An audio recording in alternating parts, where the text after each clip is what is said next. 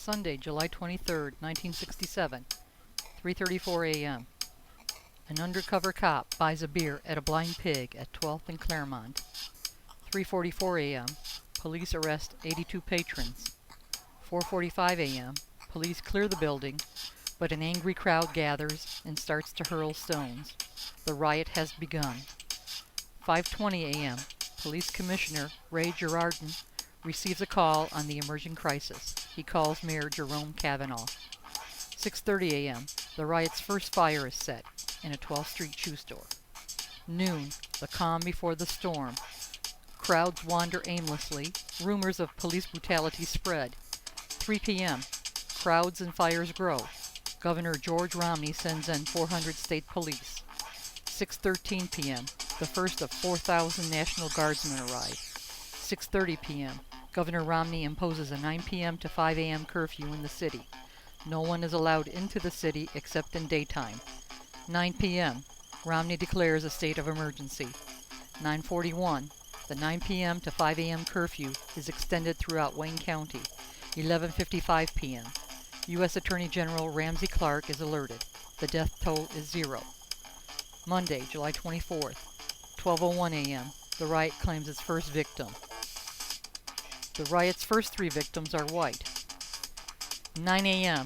The Detroit Tunnel and Ambassador Bridge traffic are severely restricted. 10:05 a.m. President Lyndon Johnson and Secretary of State Robert McNamara meet to discuss troop deployment. 10:46 a.m. Governor Romney requests federal troops. 2:30 p.m. The first of 5,000 regular Army troops arrive at Selfridge Air Force Base. 10 a.m. More than 800 stores have been broken into or burned. 10:40 a.m. All city gas stations are ordered to shut off pumps. 11:56 a.m. President Johnson goes on national TV to explain the Detroit situation. Most businesses and schools are closed. The death toll is 16. Tuesday, July 25th. Rioting is slowing. Violence continues. More than 90 fires are set.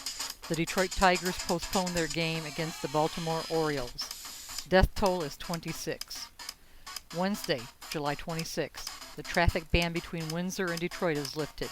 The death toll is 37. Thursday, July 27th. Looting and arson subside.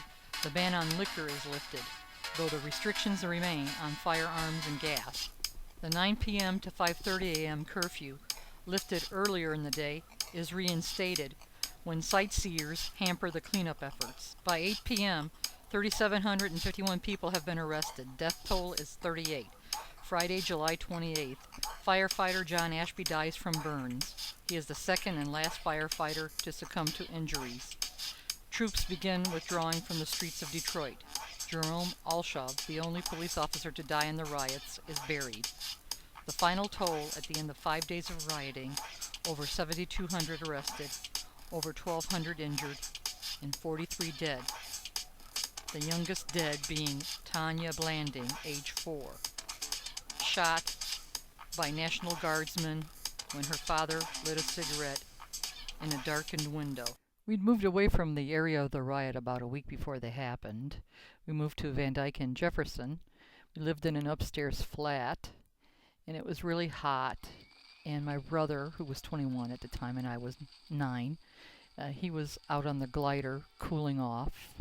And we were listening to the sirens and watching the fires in the distance and the National Guardsmen patrolling the streets. My brother had to go to the bathroom and got up, and this is what happened. Told to go inside, stay inside. Very frightening. Also, my father worked across town, and I didn't see him for 3 or 4 days because he couldn't come home because of the riots. Very frightening. That's as close to martial law as I ever want to get. And to all those who died, all those who were injured, and all of us who survived.